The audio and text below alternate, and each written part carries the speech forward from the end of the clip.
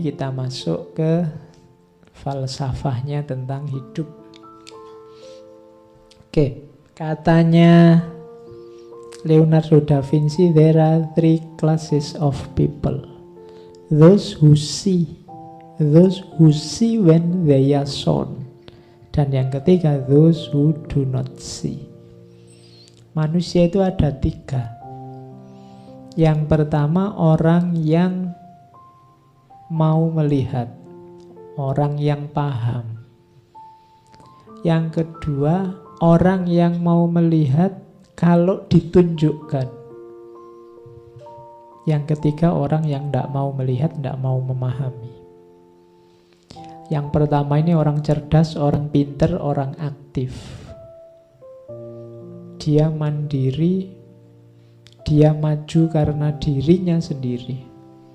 Tidak butuh dorongan, tidak butuh motivator.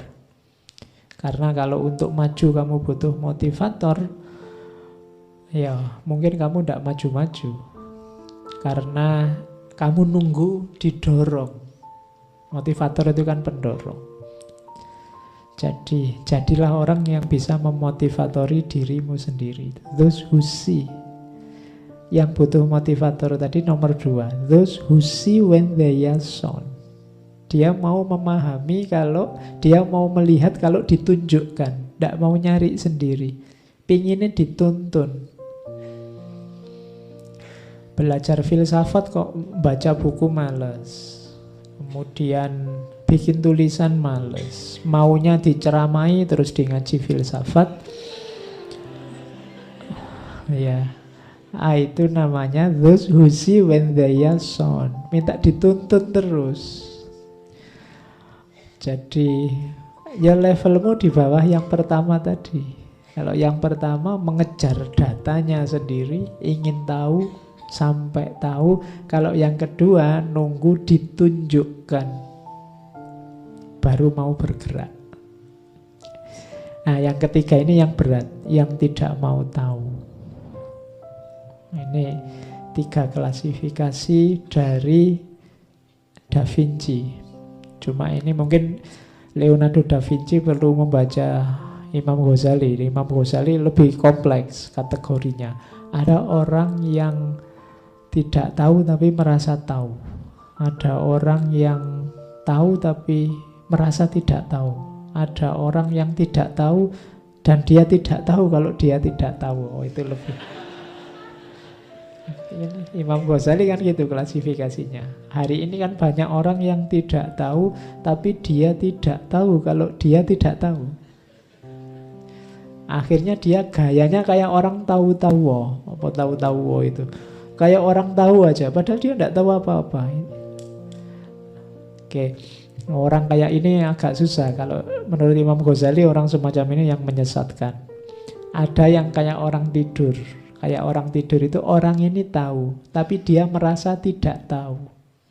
Bangunkan katanya Ghazali. Orang ini kayak orang tidur. Ya kalau kamu tahu dan merasa tahu, alhamdulillah. Kamu tidak tahu dan merasa tidak tahu itu bagus. Karena kamu tidak akan menyesatkan orang dan mungkin kamu selanjutnya belajar biar tahu. Atau kalau yang ketiga tadi ya kamu tahu tapi tidak tahu kalau kamu sudah tahu. Mungkin karena kamu kurang introspeksi, jadi sebenarnya kamu sudah ngerti. Tapi kamu kayak orang tidur perlu dibangunkan. Yang bahaya itu yang terakhir. Orang yang tidak tahu bahwa dia tidak tahu. Oh, itu repot. Kemana-mana ngasih tahu orang, menasehati, membimbing. Padahal dia sendiri tidak tahu. Itu pun yang dibimbing kok ya manut aja.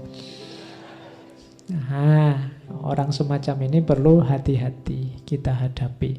Oke, jadi yang pertama cerdas, those who see. Atau yang kedua, those who see when they are shown.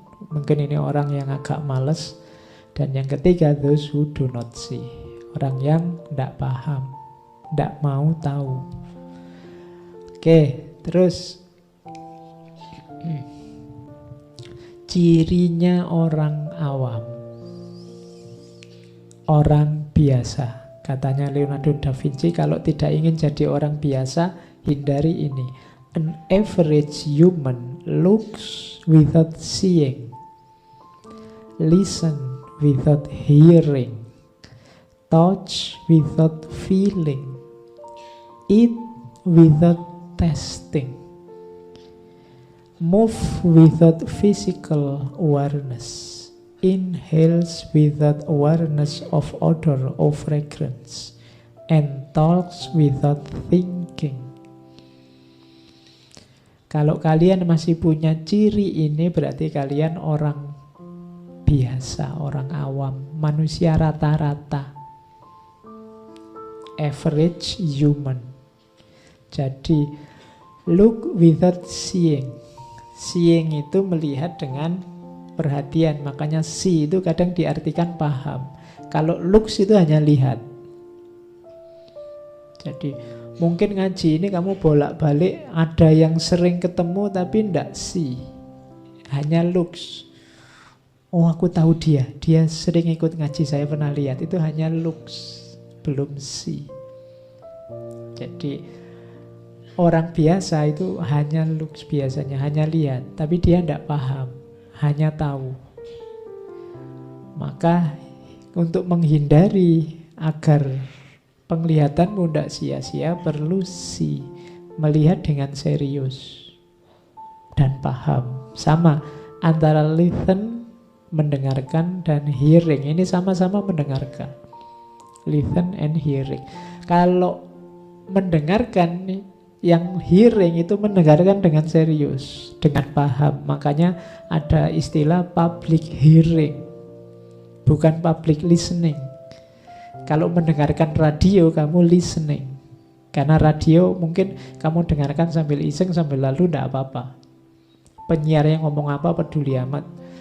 Yang penting terus lagu yang kamu pesen diputar, kan cuma itu kalau radio. Bukan hearing. Kalau hearing itu mendengarkan dengan attentif, dengan perhatian. Serius. Oke.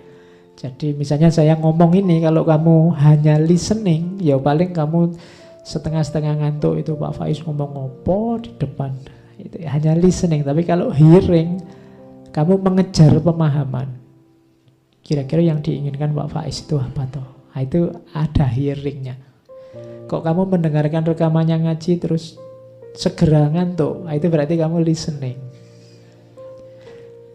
belum hearing. Kalau hearing mungkin kamu tidak mau mendengarkan ngaji sebelum tidur, karena nggak jadi tidur, tidak mikir. Nah, tidak apa-apa, ngaji ini mau kamu listening, kamu mau hearing, ya monggo lah.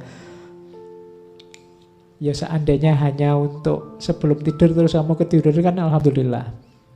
Berarti ngaji ini punya daya pengobatan terhadap insomnia. Jadi membuatmu terlena dan tidur. Oh, itu luar biasa. Bisa semacam itu tidak sembarangan. Kadang-kadang orang itu dengerin suaramu, kalau dia mau tidur kan kamu malah diusir-usir, jangan berisik. Nah, itu jadi pengantar tidur, berarti luar biasa. Oke, move without physical awareness. Bergerak tanpa kesadaran. Kalau kita orang biasa, katanya Leonardo da Vinci, kalau gerak itu tidak pakai mikir. Geraknya banyak isengnya daripada seriusnya. Kamu perhatikan sehari-hari gerakmu setiap hari itu, kira-kira mana yang iseng, mana yang serius. Banyak yang otomatis saja. Kadang-kadang bangun tidur terus tanganmu pegang, dapat HP, terus buka HP. Padahal kamu tidak pernah mikir, ini bangun tidur aku butuh HP apa enggak ya. Otomatis saja begitu. Nah, itu berarti without physical awareness, tanpa kesadaran. Apalagi yang iseng-iseng itu, kalau ndak iseng gatel.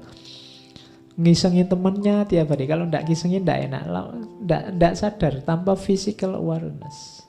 Apa sih untungnya?